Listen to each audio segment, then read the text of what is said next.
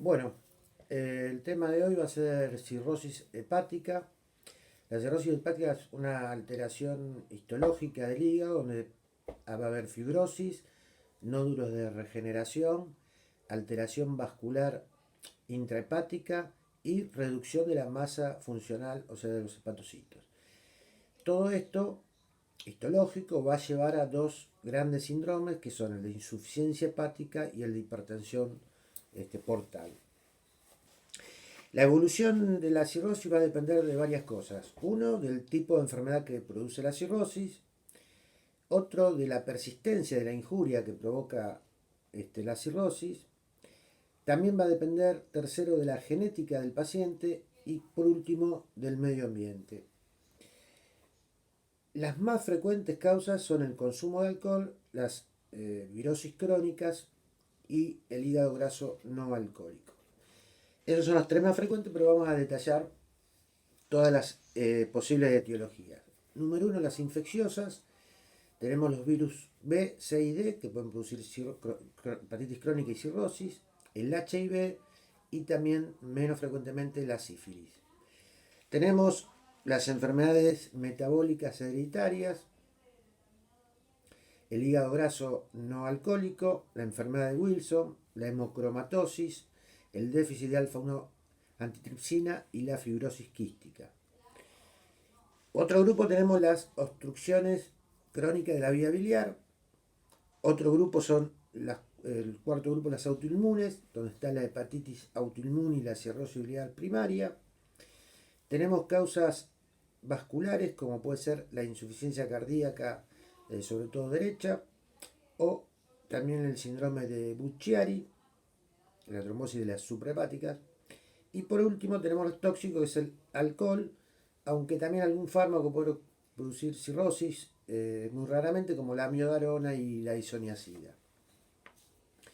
¿Cuáles son las manifestaciones clínicas? Bueno, podemos hablar de una cirrosis compensada, que es asintomática, y una cirrosis descompensada, que como ya dijimos, la descompensada va a manifestarse como insuficiencia hepática y como hipertensión portal. Cada uno de estos va a tener sus signos y síntomas.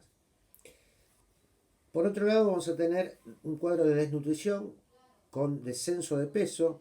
A veces este descenso de peso no es notable por la presencia de edema y ascitis, pero la desnutrición sí está presente. Segundo, manifestación, la ictericia. Generalmente se habla de una lesión avanzada y habla de cuanto más ictericia, peor pronóstico, porque peor es la función hepática. Tercero, tenemos manifestaciones en la piel, como las arañas vasculares, que son más frecuentes en el hombro, cuello y tórax. Es una araña con punto central, que si uno lo comprime desaparece la araña venosa. También podemos ver el eritema palmar. Podemos ver lesiones hemorrágicas como petequias o hematomas por trastorno de coagulación. Y también podemos ver la circulación colateral. Otra manifestación común es el Dupuytren, que es la retracción de la aponeurosis palmar, donde se va cerrando la mano y no puede abrir la palma. 5 son los edemas, la ascitis y el hidrotórax.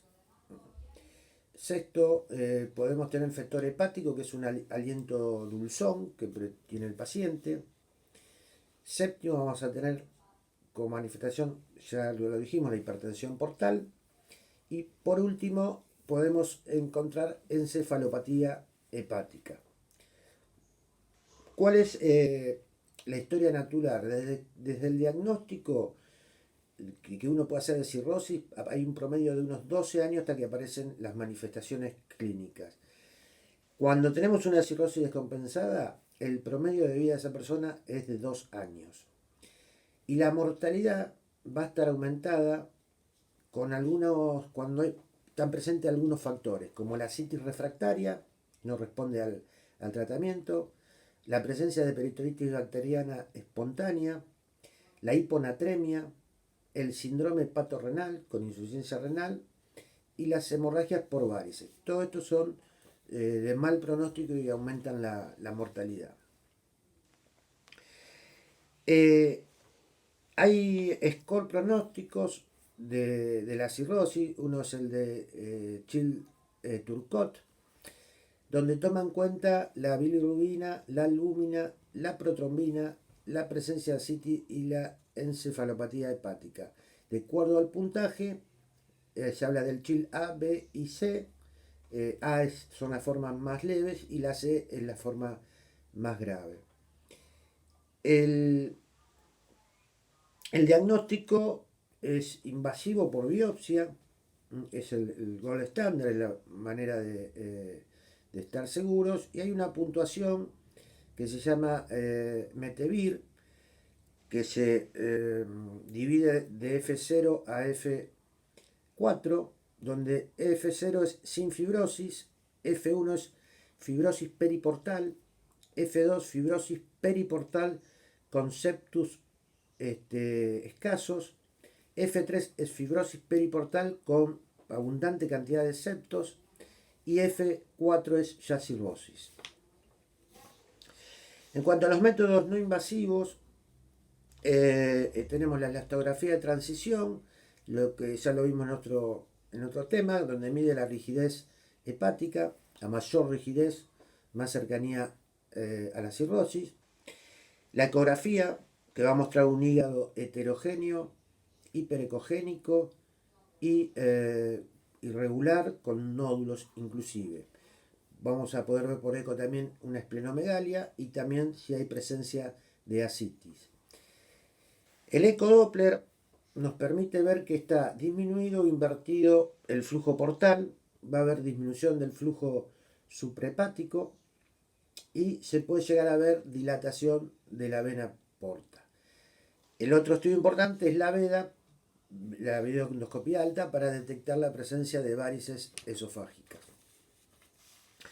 En cuanto a la hipertensión portal que habíamos nombrado, se define cuando la presión en la vena porta es superior a 5 milímetros de mercurio. Cuando está entre 5 y 9, generalmente es subclínica, y cuando es igual o mayor a 10 milímetros es cuando la hipertensión se hace manifiesta clínicamente. A la hipertensión provocada por la cirrosis es hepática. Nosotros la hipertensión portal la vamos a dividir de acuerdo a su origen en prehepática, donde se dictaría como causa la trombosis de la porta, la pancreatitis crónica o la trombosis de la esplénica. Hepáticas, donde las causas pueden ser la cirrosis, enfermedades mieloproliferativas, metástasis múltiples y alguna granulomatosis como la tuberculosis.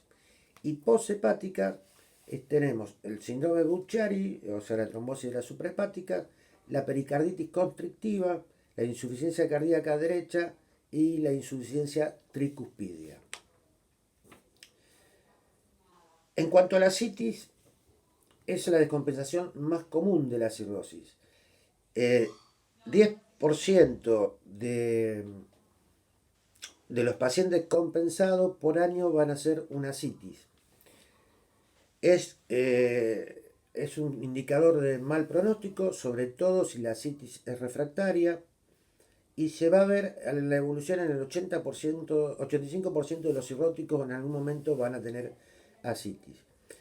Se debe realizar la punción del líquido, se puede hacer a ciegas o guiada por ecografía, sobre todo cuando la ascitis es loculada o está tabicada, o cuando es mínima, si no se puede realizar a ciegas. Y lo más importante va a ser ver el gradiente albúmina sérica sobre albúmina en el líquido, el denominado GASA. Si es mayor de 1.1 gramos por decilitro, el 97% de las veces se trata de que hay hipertensión portal, que la causa es la hipertensión portal. También se puede hacer un análisis físico-químico del líquido, también un recuento de células, cultivo. Y en caso que se pueda sospechar neoplasia, también se puede hacer un examen de citopatológico.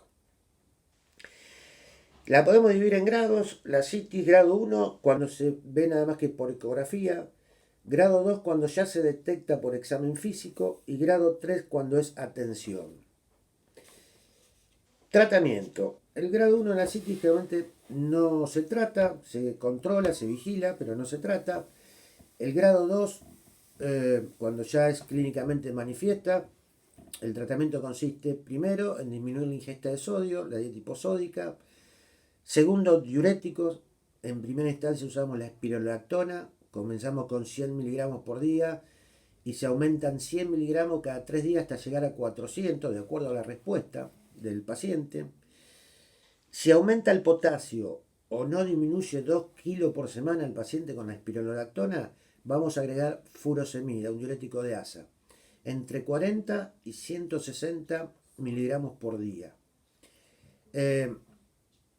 Lo que buscamos es que baje el paciente medio kilo por día aproximadamente, o no más que eso porque se puede descompensar, o 1 kilo por día si tiene edemas. El edema es un factor de seguridad porque va a ser lo primero que va a empezar a eliminar el paciente y no la citis. Resuelta la citis, vamos a bajar la dosis de diuréticos para llegar a una dosis de mantenimiento para que esta no se repita. En la citis grado 3, que era la de atención, lo que vamos a hacer es la evacuación total de la citis, agregándole 8 gramos de albúmina por litro de líquido, 8 gramos de albúmina endovenosa al paciente por cada litro de líquido que extraemos. Si no hacemos el agregado de albúmina y sacamos solamente el líquido, podemos comprometer al paciente porque rápidamente el líquido endovascular va a pasar a la citis y va a estar hipovolémico. Entonces, evacuación total más 8 gramos de albúmina por litro que saquemos. A esto le agregamos los diuréticos para el mantenimiento posterior.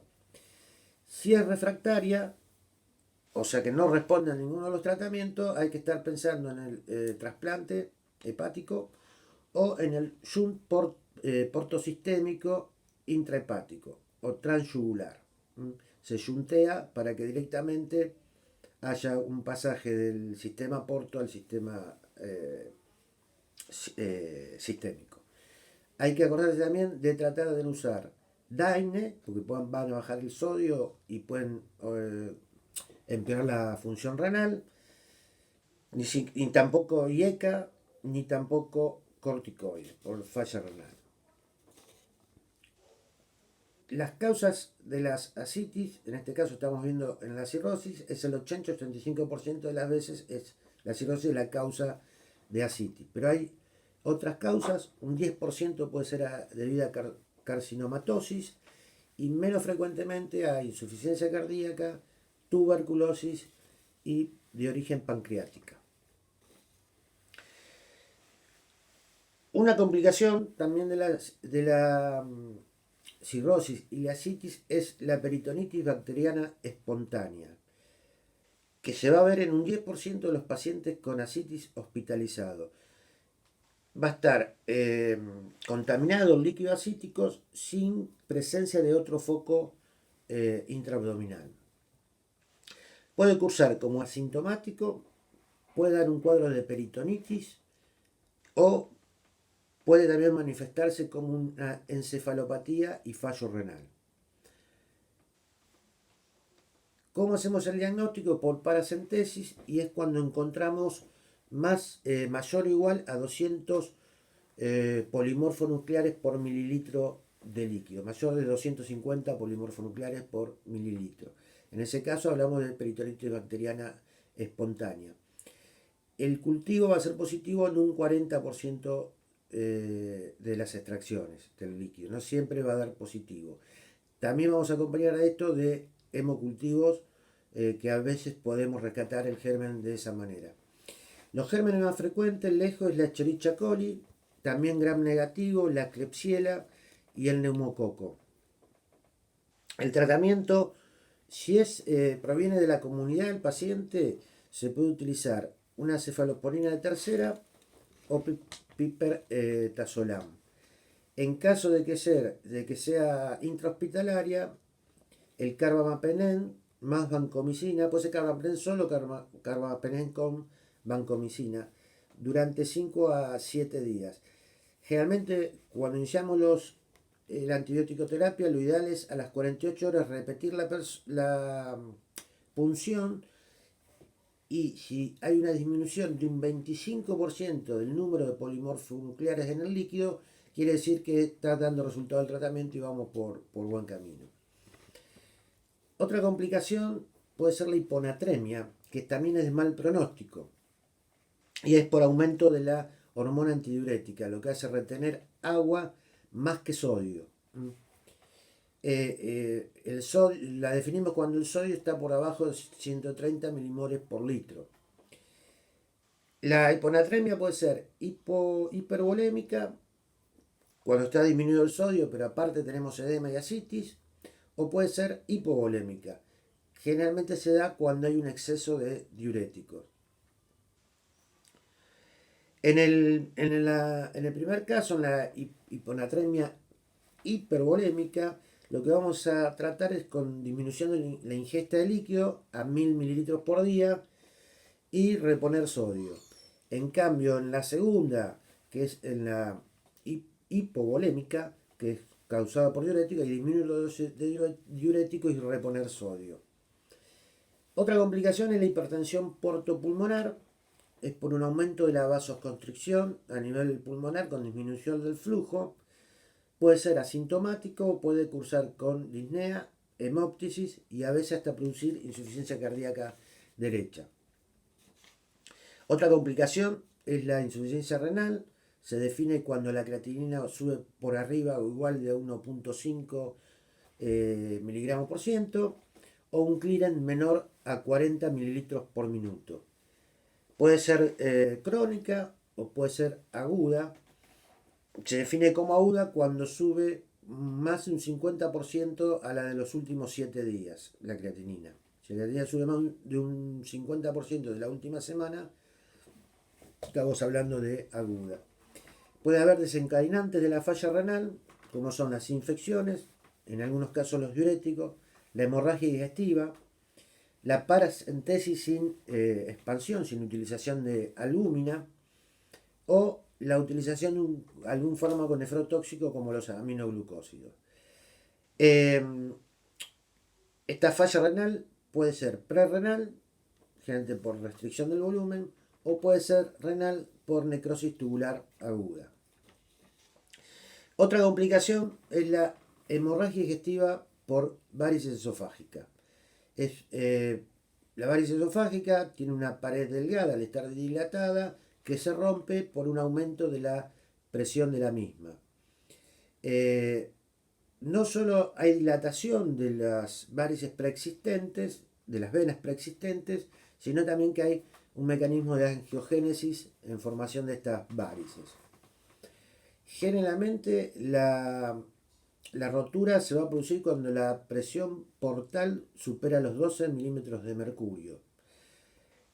También puede haber no solo varices esofágicas, sino también varices gástricas y también gastropatía por hipertensión portal. Pero en general la gastropatía por hipertensión portal no produce hemorragia digestiva, sino va a producir una anemia ferropénica. El tratamiento de las varices esofágicas tenemos que hablar de una profilaxis primaria, donde no tuvimos sangrado, utilizar beta bloqueantes o ligadura. Los dos tendrían un similar efecto. Si usamos beta bloqueante, el más utilizado es el propanolol, y si no, también se puede utilizar el carvedilol en dosis de 6.25 a 12.5. Esto lo que hacen, beta bloqueantes, son disminuir la presión portal y prevenir la rotura de la varice. En cambio, si ya tenemos un sangrado, lo que vamos a hacer son las medidas generales de cualquier sangrado: reposición hídrica, transfusión de ser necesaria, pero también vamos a agregar lactulón, 25 mililitros cada 12 horas, o rifaxina de 1200 miligramos por día. Esto es para prevenir la encefalopatía hepática. También se puede utilizar el octétrido, que es un análogo de la somatostatina, que es vasoactivo y se utiliza durante 5 días. También otra opción es a través de una videoendoscopía alta producir la ligadura de la varices. Eh, Ocurrido esto, vamos a seguir con una profilaxis secundaria, que ahí sí se trata de usar las dos cosas, beta bloqueantes más ligadura de de la varice. Bien, otra de las complicaciones es la encefalopatía hepática. Es una disfunción cerebral por insuficiencia hepática. Se calcula que alrededor de un 30% de los pacientes la van a presentar en algún momento de la evolución de su cirrosis.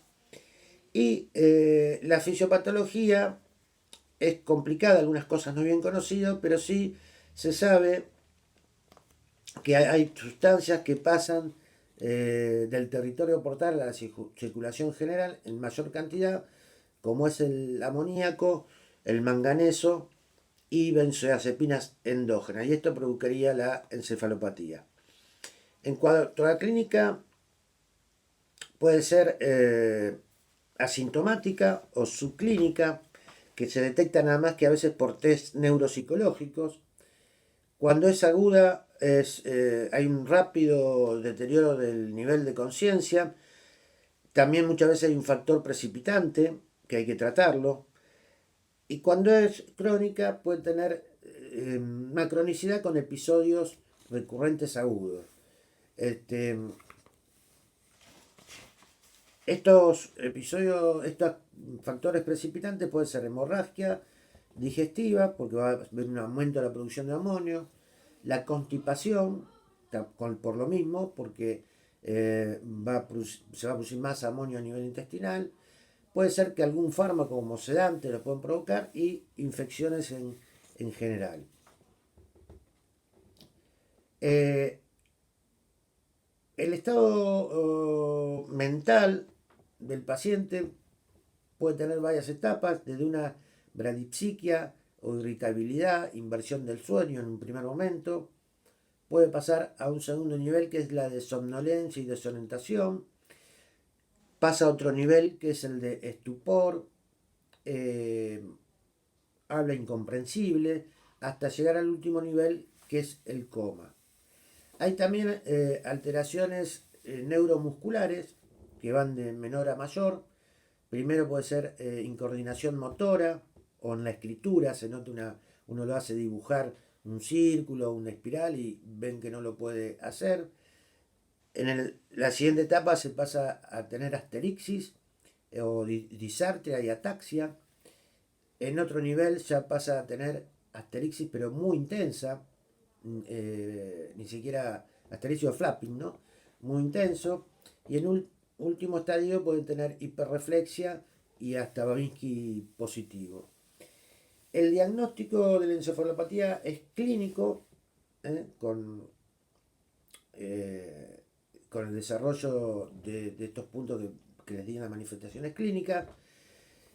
Y muchas veces, o generalmente, hay que hacer también una tomografía para descartar alguna otra patología que puede ser común, como un hematoma subdural en estos pacientes, que casi todos son alcohólicos, y que además pueden tener trastorno de la coagulación. ¿Cuál es el tratamiento de la encefalopatía? Bueno, primero es corregir el factor desencadenante, ya sea la hemorragia, la infección, el que haya sido. Hay medidas generales que son de hidratación, reposición de electrolitos y caviera, vigilar la función renal y la función respiratoria. En cuanto a la farmacología, podemos usar lactulosa, que es un disacárido no absorbible, y lo que hace es inhibe la producción intestinal de amoníaco. Le damos 30 mililitros 2 veces por día, o se puede ir aumentando. Lo que tratamos de lograr que el paciente tenga de 2 a 4 deposiciones por día. Si no, también se puede usar la rifaximina, que es un antibiótico que no se absorbe, que va a disminuir la flora y por lo tanto va a disminuir la producción de amoníaco. se da una dosis de 400 miligramos 3 veces al día.